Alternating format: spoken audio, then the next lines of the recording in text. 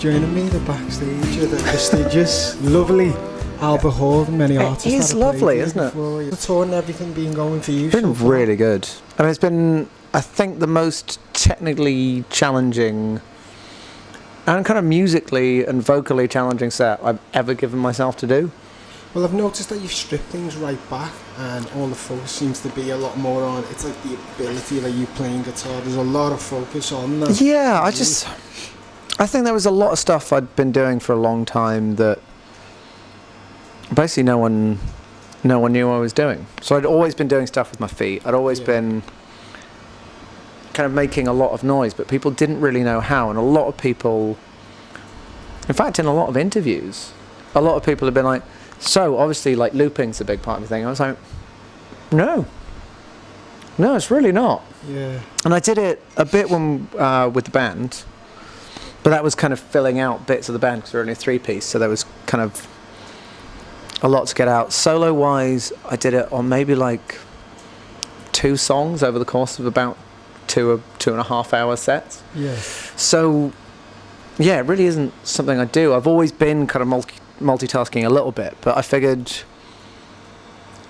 it could be really fun to push it as far as I possibly can and really start using kind of everything I can do at the same time. It's almost like a physicality behind it when you're playing. You see, yeah. You said there's a lot. Oh, it is training after each show. Yeah, no, I have to stretch for hours before and after and do quite a lot of stuff to make sure everything can stay in the right place. It's hard, but I must admit the feedback has been incredible. It's been really good. As well, we've got the new album, 31 songs, man. Yeah. I mean, most of them existed already. It is, there's a kind of retrospective best of thing. It's a great collection. It's a great collection. It's a really, I think it's a really fun collection. For you, when people get to sort of like a certain point in their career and you don't like to say like their greatest hits, was there any thought in your mind? Was you like, oh no, I don't want to? You didn't want to release it, or was there anything like that in your mind? It did kind of Sony came to us maybe 2 years ago and were like, would you like to do it? And we were like, no, doesn't feel right. But one of the reasons I think now is quite a good time is that I feel like from Hand Built by Robots up to Hit the Ground Running and kind of everything in between was all part of the same thought process and the same journey. I think I was reaching for similar goals, and although all the albums are very different from each other, especially Studio Zoo and Human Love for polar opposites, like as far away from each other as they can be. But from both of those, I was kind of using it to learn what I needed to learn to make Hit the Ground Running, which was basically what I'd been working towards for years. And then once I'd done that, I thought that I'd be like, okay, I have found my sound. This is my sound. Just going to sit in it. Just going to sit in my sound. Yeah. But instead I did the polar opposite. As soon as it was done, I was like, oh, what should we do now? And kind of the next batch of material had like a different feel to it and a different vibe and slightly different kind of character to it in general. So it felt like a good time to kind of bring everything together and draw a line in the sand over a decade's worth of work and be like, that ran from this point to this point. And then it does force me to step things kind of up a notch after that, because if you do that and then come back with the same stuff, everyone will be like, he's just doing the same stuff. I mean, I've seen quite a few bands have done this, and it's something I'm kind of conscious of avoiding. Is I remember this one band, and it was this huge talk up to like the release of their new video, and it was like, we've never done anything like this, really pushed ourselves. It's been such a journey, but we've made it. Here's a new song.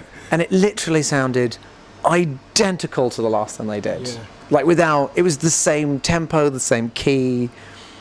It was the same thing. Yeah. So I'm always conscious of kind of not saying it's going to be different unless I really mean it. And with this, I've basically forced myself into a position where it has to be a pretty bold statement, which is terrifying but incredibly liberating at the same time. feel like, well, obviously you want to be a musician that's continuously evolving and learning different as much as you can. Areas. Is there other areas of music which your music scene you maybe like to venture into? I did some film music a couple of years ago. So, actually, no, it was last year. That was really interesting. I loved it. Is it a different process to what you usually would do? Yeah, well, it kind of got rid of the scariest bit. The scariest bit is sitting with a blank piece of paper in a blank Pro Tools session and being like, right, this is what am I going to do?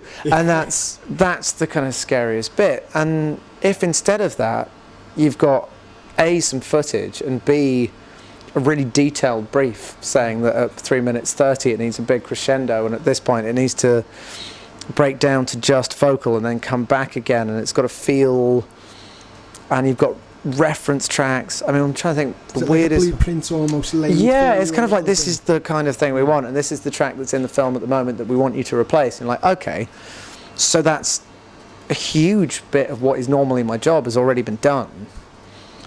And I wrote some stuff that if you played it to me, I would never say, oh yeah, that's definitely me. Yeah.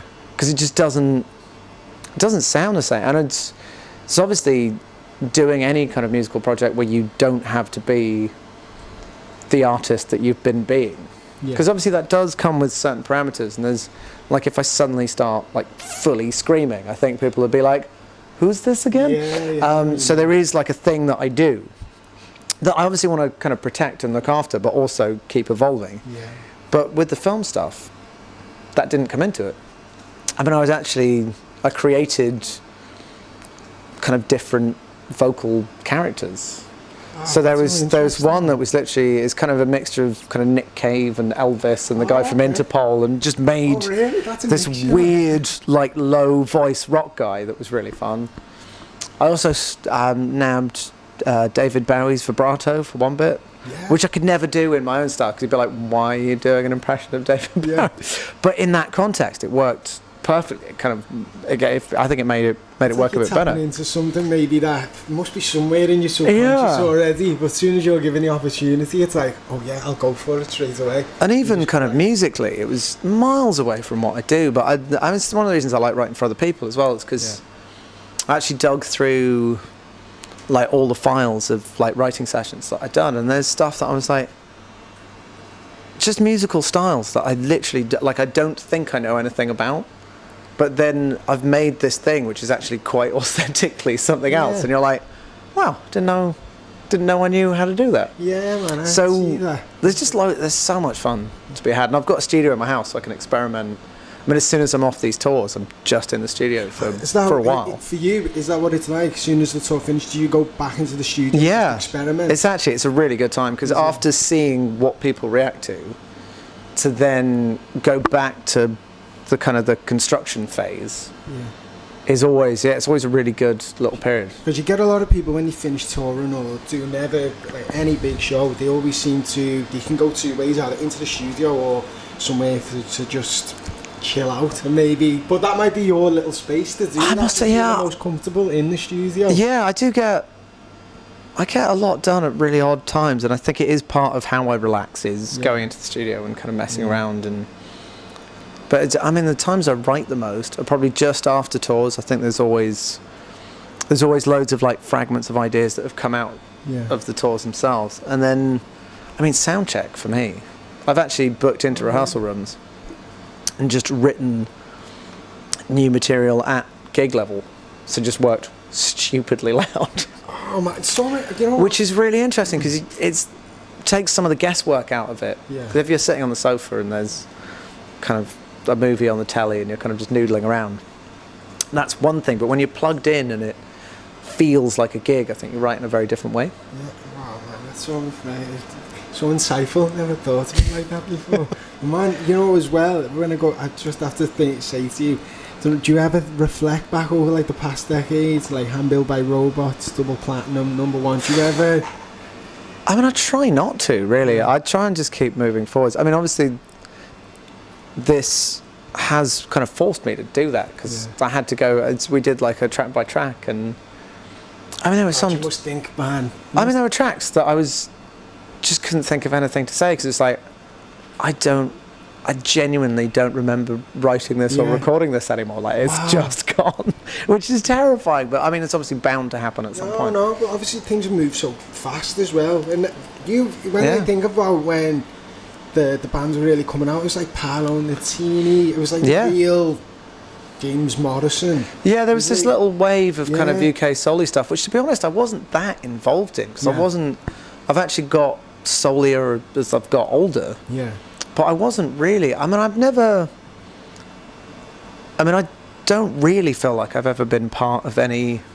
I've always just been on the outside of things, and I do like a bit of stuff that's a bit like him, but then the rest of my stuff's completely different. And well, that's what I was going to say. I've always thought of you as just being your own. I don't know. I don't know if it's your personality as well, though, but I've never really seen you as like the big. Like, you see a big spectacle that people have, oh my God, they've got like so much going on around them. Like me meeting you today was just so relaxed and easy. Yeah. It seems almost alien to the way like the industry is for so many artists right now. Well, I think there's a lot of things that I have quite purposefully avoided for quite a long time. And it does affect things as well. Like, it's got its pros and cons, and there's... But for me, like, I got into music to do music. I was never doing music to get something else. Yeah.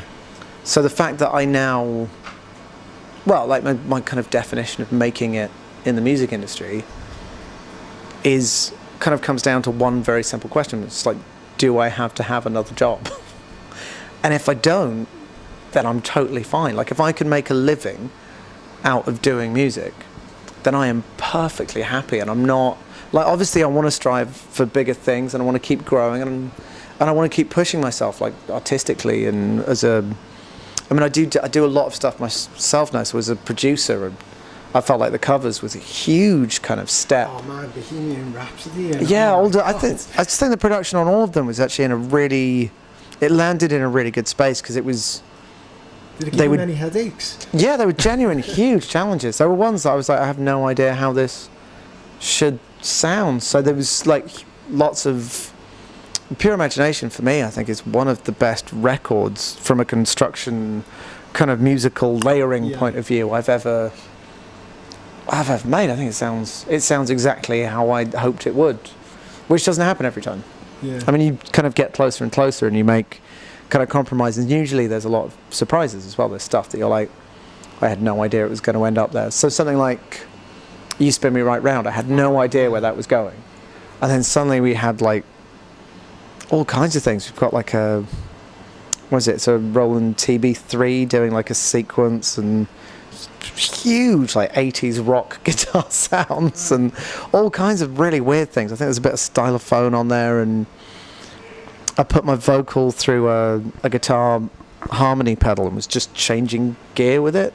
So there's a bit where it's kind of jumping up an octave, and all of that stuff's...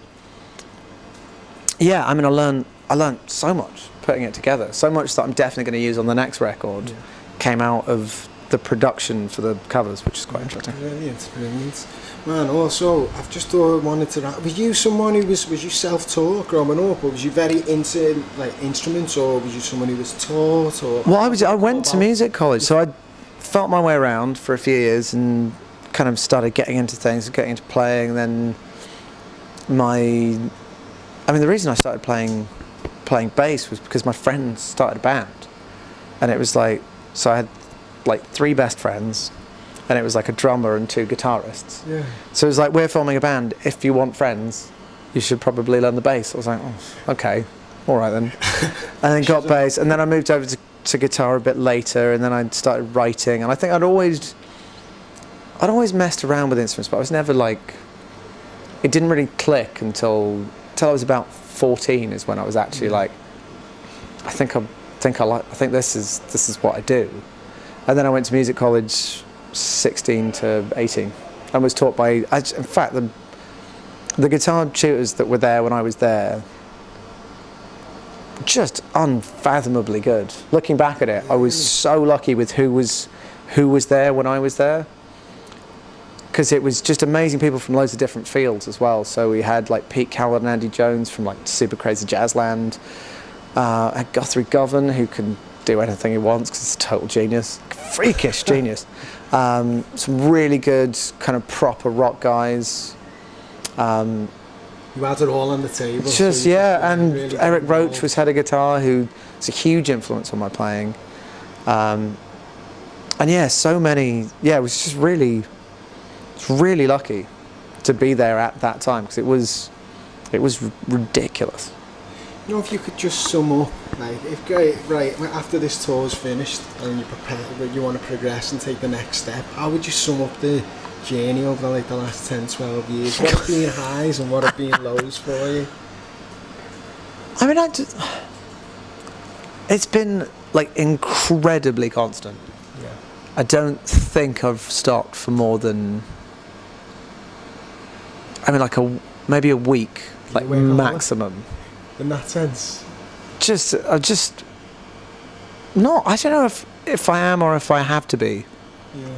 I don't know if I mean, I love it and I do, like I would do it, but I don't know if I would have not stopped for a decade on purpose. And I'm the only person I know that has. Like all the other artists I know, like at one point I've been like, what are you up to? It's like, oh, I'm taking a year out.